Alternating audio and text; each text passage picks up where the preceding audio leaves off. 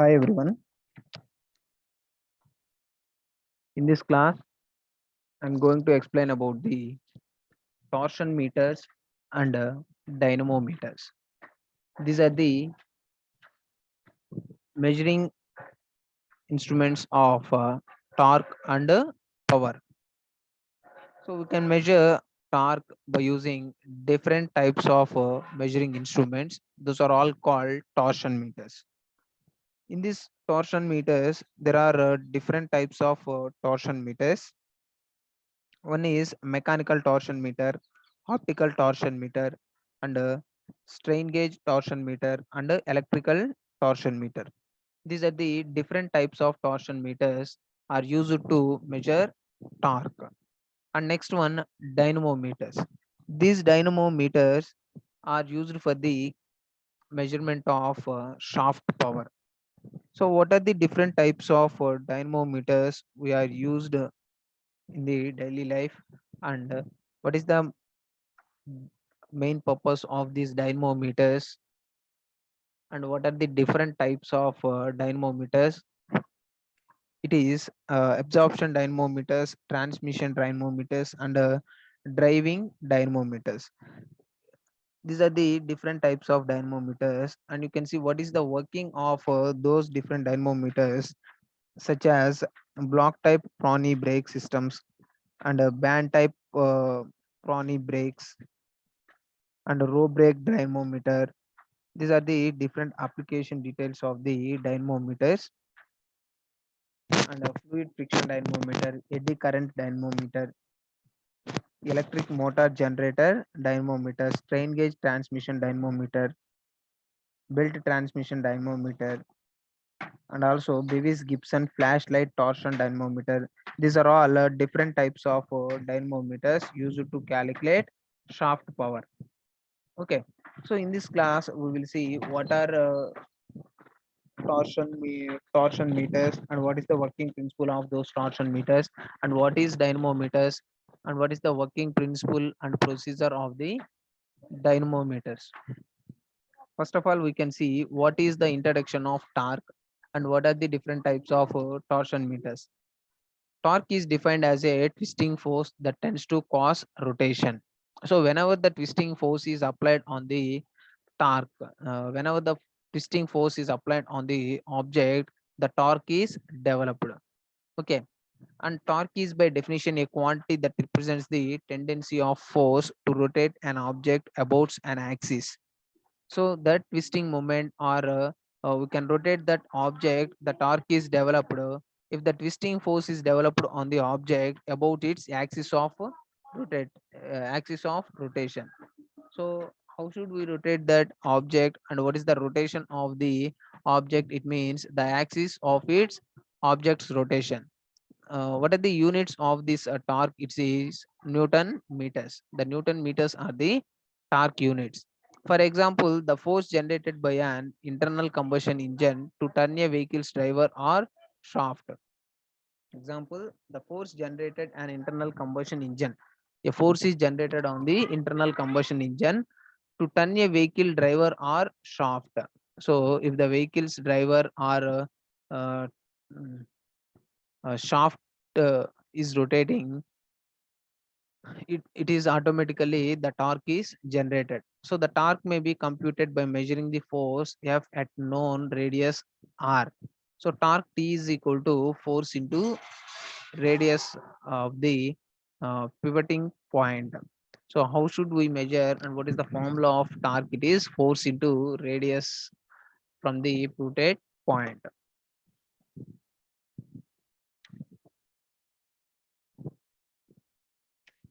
You can see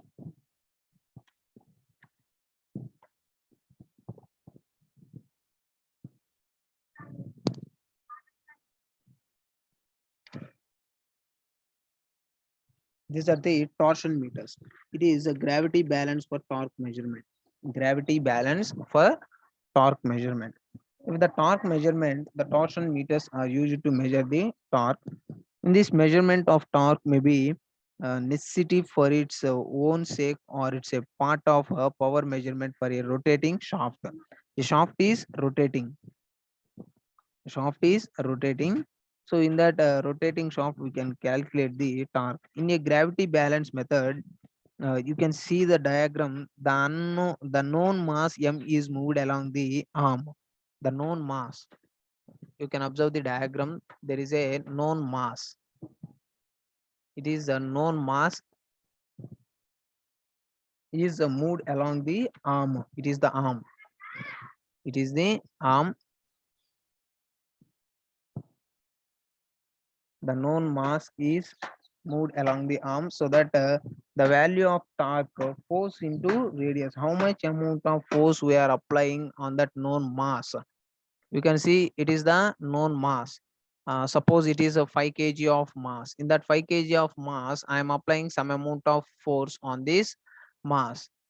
I know about this force, and I know about the what is the radius of this uh, object. I can calculate torque. I can calculate torque. So torque is equal to force into torque is equal to torque T is equal to force into radius of the pivoting point. I know this radius, I know this force. I can calculate torque by using this formula. Okay. Uh, and it is magnitude of the mass to be varied, keeping the distance r is constant. For the two arrangements we have, r is proportional to the t, that is m and gr constant. The mass m and gr constant, r is radius is proportional to the torque. If the m is proportional to torque, r and g are constant. R and g are radius, and gravitational force is constant. So I know about the directly about the force.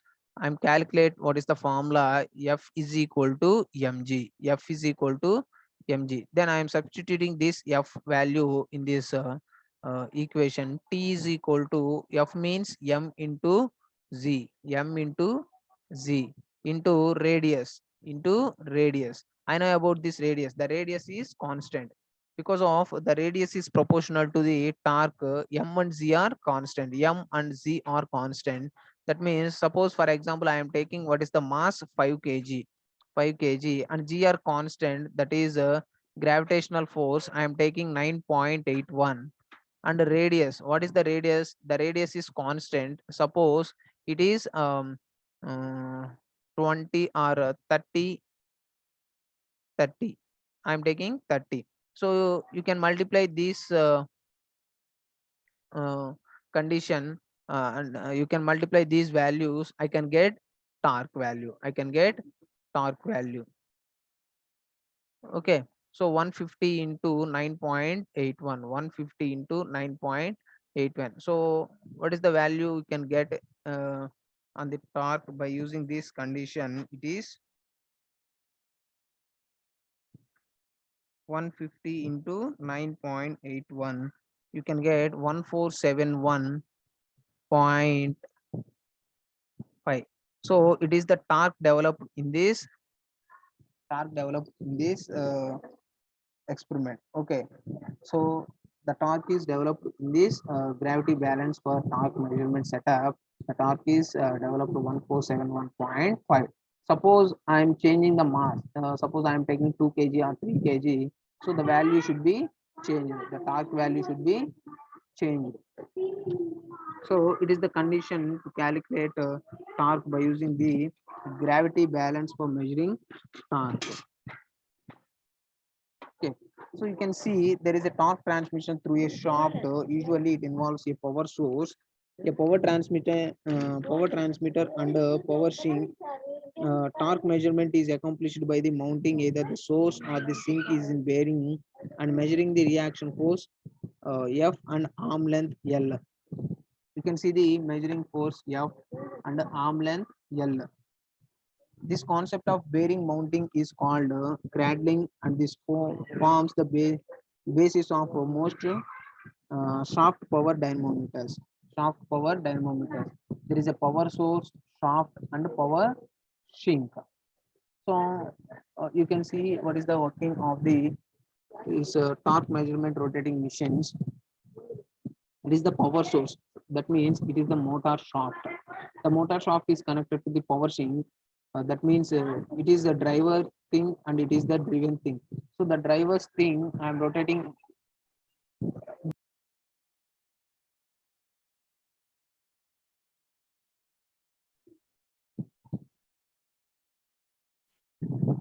Okay, you can see there is a power source, that is the driving shaft. You can think some amount of force is applied to rotate the power source, and the connection of shaft is also rotates. So the shaft rotates, it is connected to the power sink, that is the driven motor. So that is the driven motor, and it has a is also called driven shaft. Okay, so the driving shaft is also rotates, and automatically the driven shaft is also rotates. So how much amount of force is applied on the driver's shaft, automatically the force is gets on the driven shaft. Okay, you can observe the diagram. There is a power source. That power source force is also converted into the power sink of the shaft. It involves a power source, power transmitter, and a power sink is also called as the power absorber or power dissipator. In this concept of bearing mounting is called cradling, and this forms the basis of most shaft power dynamometers. You can see what is the formula. Torque by input power is equal to force by radius is equal to C into theta by L. Okay, so you can see what is the term. T is the torque transmitted by the shaft, and IP is the polar moment of inertia of the shaft, and Fs is the maximum induced shear stress. Fs is the maximum induced shear stress at the outside surface, and R is the maximum radius. R is the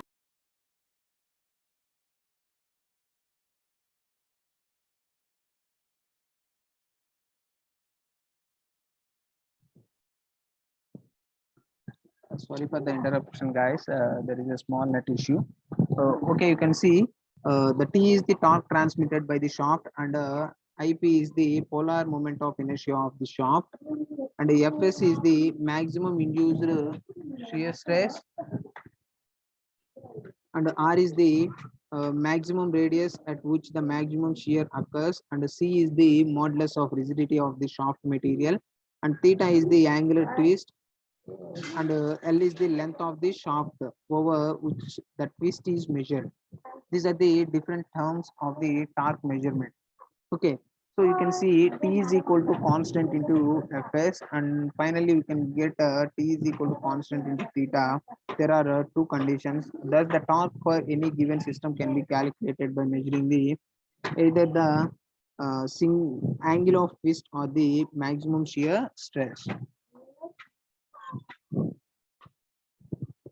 So these are the conditions. So T is equal to,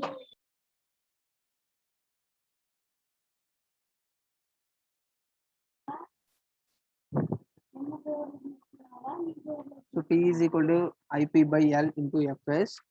That is the polar moment of inertia by length of the shaft over which is twisted into maximum induced stress.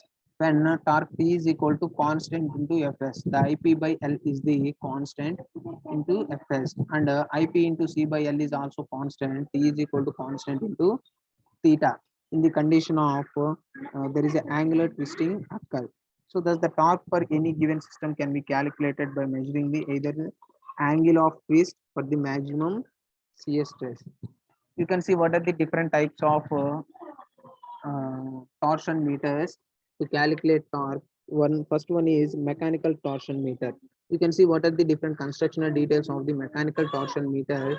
There is a rotating shaft, and this rotating shaft is connected to the calibrated disc and a pointer. This pointer has a rigid bar, and a stroboscope is placed in the mechanical torsion meter. These are the different components involved in the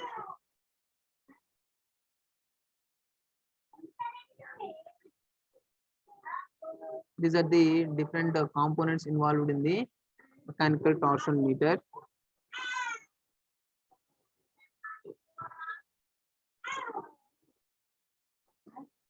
And next, you can see what are the procedure of the mechanical torsion meter. If an elastic torsion bar meter, where an angular deflection of a parallel length of shaft is used to measure torque. There is a parallel length of measuring shaft. It is the shaft. It is the shaft to measuring torque. The angular twist over fixed length of the bar is observed on a calibrated disc. There is a calibrated disc. This calibrated disc is used to measure the angular twisting of the shaft. The calibrated disc is used to measure the angular twisting moment of the shaft. Um, by using a stroboscopic effect of an intermittent viewing and the persistence of its vision, the system gives a varying angle of twist between the driving engine and the driven load as the torque changes. So the torque is changed in the driver's shaft and the driven shaft. You can see the rotating shaft. That rotating shaft is connected through the calibrated disc. This calibrated disc is calculates the how much twisting is developed in the rotating shaft. Okay, so in it has a stroboscopic. You can see this stroboscopic. This stroboscopic effects for intermediate of viewing the persistent of its vision. So vision of the how much amount of torsion is developed in the torsion shaft. The system gives varying angle the twist between the driving engine and the driven load of the torque changes. So these are the working procedure of the mechanical torsion meter. And next, you can see another torsion meter, optical torsion meter. Optical torsion meter. You can see what are the different constructional details of the optical torsion meter. There is a casting A and casting B, and has a tension spring mirror. These are the components. You can see what is the working of the optical torsion meter. The meter uses a optical method to detect the angular twisting of a rotating shaft. It is the rotating shaft. You can see it is the shaft. Rotating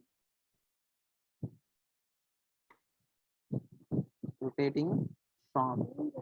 This rotating.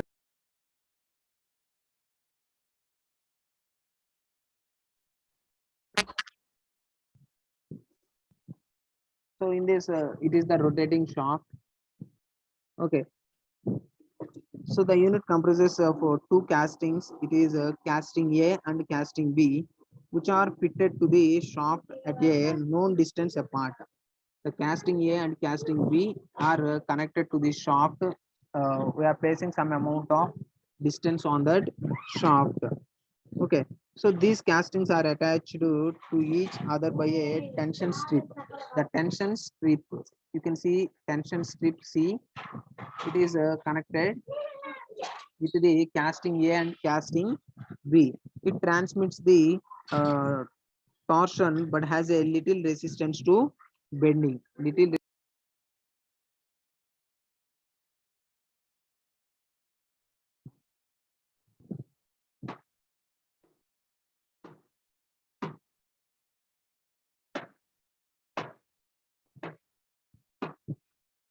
can see there is a tension strip. This tension strip is connected to the casting A and casting B. It is used to transmit the torsion but has a little resistance to bending. When the shaft is transmitting a torque, it occurs a relative movement between the castings. In this results in partial inclination between these two mirrors attached to the casting. So in this casting, a mirror is attached. Two mirrors is attached in this castings. You can observe.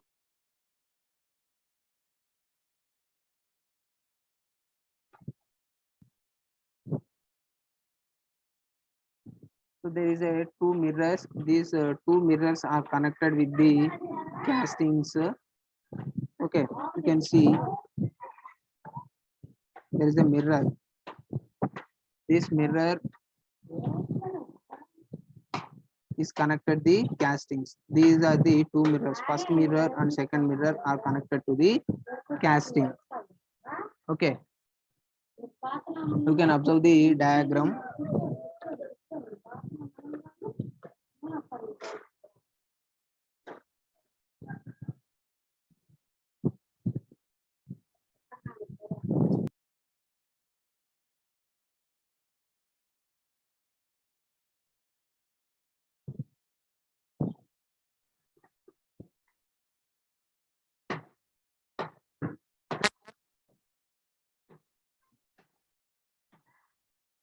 So you can observe this optical torsion meter diagram. When the shaft is transmitting torque, that occurs a relative movement between the castings, which results in a partial inclination between the two mirrors attached to the castings. The mirrors are made to reflect a light beam onto a graduated scale. You can observe the second diagram. You can observe this second diagram. There is a mirror reflection of light is passing through the two mirrors. There is a reflection occurs. We can measure the value of that reflection on the calibrated scale. Okay, so the mirrors are made to reflect a light beam onto a graduated scale. Angular deflection of the light ray is